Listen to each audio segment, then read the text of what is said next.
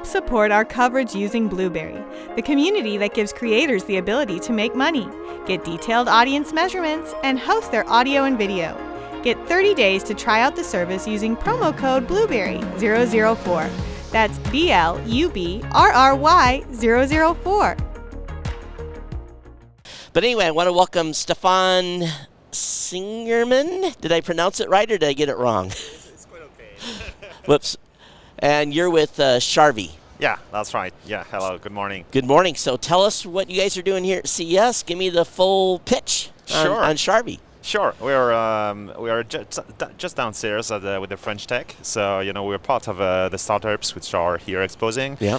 We're representing some French companies, and we operate mainly today in Europe with an app which enables to optimize the company's office management type of thing. Like it makes it easy to book a parking space or an office desk. In a situation where COVID has put people away from work. And sometimes when they want to go back to work, they want to know who's there, how many days they're allowed to go to the site, and we help them doing that with an app.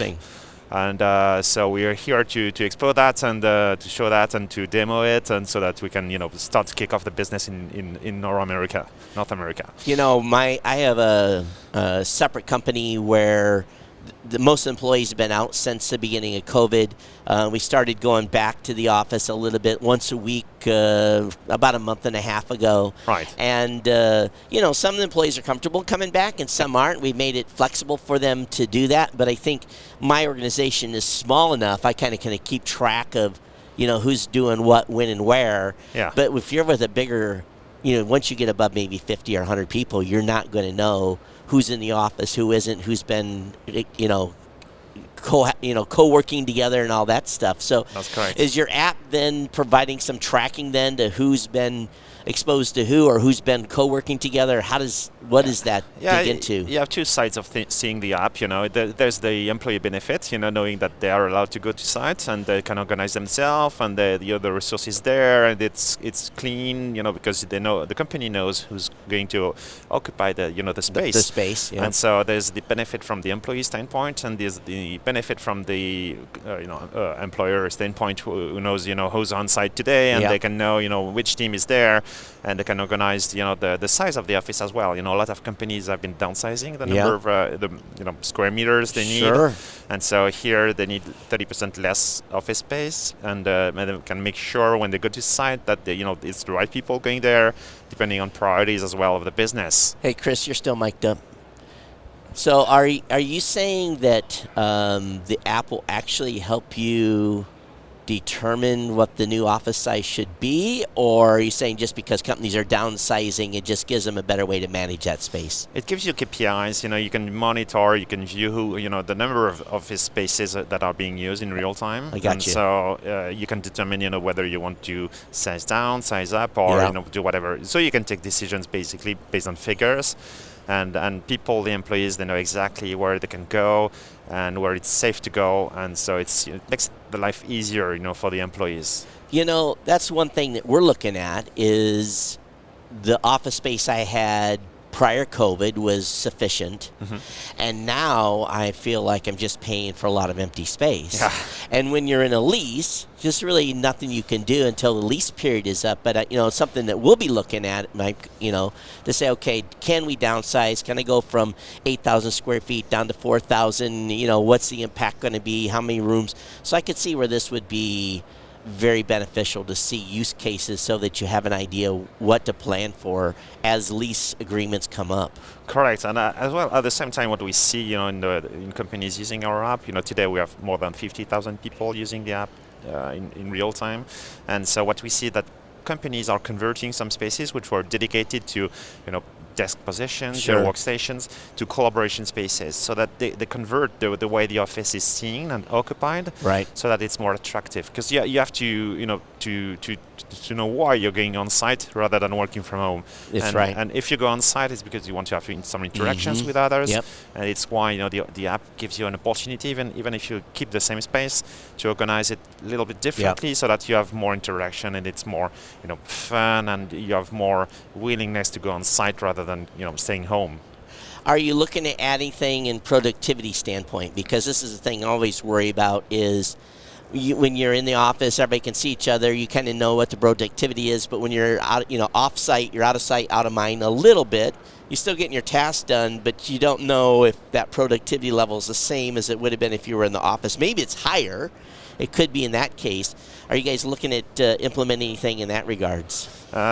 In our app, companies are also asking us to add some more, ordering of services, because we have the employee list, and then you can order some services your company would provide. Like, I don't know, it goes, from simple thing like, I want my office cleaned, and I got you. or put into the app like your remote working, doing working from home. So you put that right into the app, and it helps other people know that you're not there, but you're still working. You're not off. Basically, and it helps to improve the productivity, because we know that you're at work, or you're at work but from home. So, which is a little bit different than being off. Of course. So, awesome. Yeah. So right now mostly used in Europe, but you're starting to roll this out more in the United States then? Or? Yeah, we have large companies, like US companies like Nielsen Group, like Ralph Lauren and others using the app in Europe, on their headquarters. Sure. And big companies like Subsea 7 or others. And of course, they're expanding now or they want to use the app now in the US, because there's no reason why it can't work.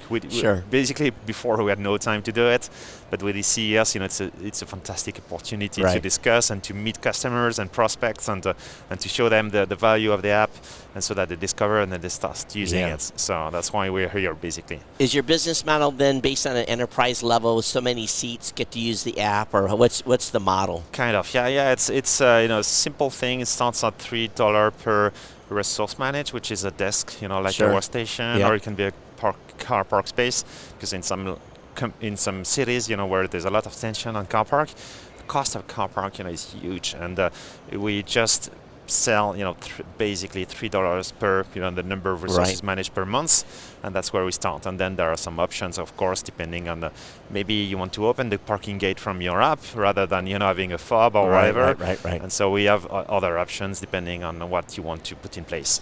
How about access to the office? Same way, instead of having a key fob. Yeah, we do that for companies like for Merck, in the pharmaceutical industry. Sure. We activate, the entrance to the building depending on your office reservation, and so we connect the gate control system or security control system to enable your access to it. So it makes you very simple. You don't have to worry about it. Yep. You have your booking, and then you go and you use your phone, and when that's it. And when you access in, then the app knows you're on site, so it's almost like that automatically gets updated. That's very, very cool. Yeah. Very, very cool. So, folks, definitely check out Sharvy, Sharvy. Is it .com, or where's the website? Yeah, .com. And Sharvy, of course, the root of it is sharing, Sharvy, because we're sharing office space, we're sharing parking spaces and everything.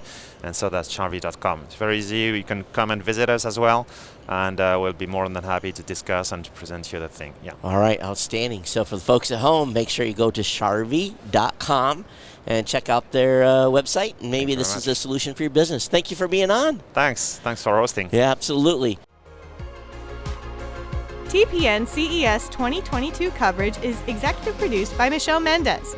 Technical directors are Kirk Corliss and Adam Barker. Associate producers are Nancy Ertz and Maurice McCoy. Interviews are edited by Joe Minnie. Hosts are Marlo Anderson, Todd Cochran, Scott Ertz, Christopher Jordan, Danielle Mendez, and Alante Sparks. Las Vegas studio provided by HC Productions. Remote studio provided by PLUGHITZ Productions. This has been a Tech Podcast Network production. Copyright 2022.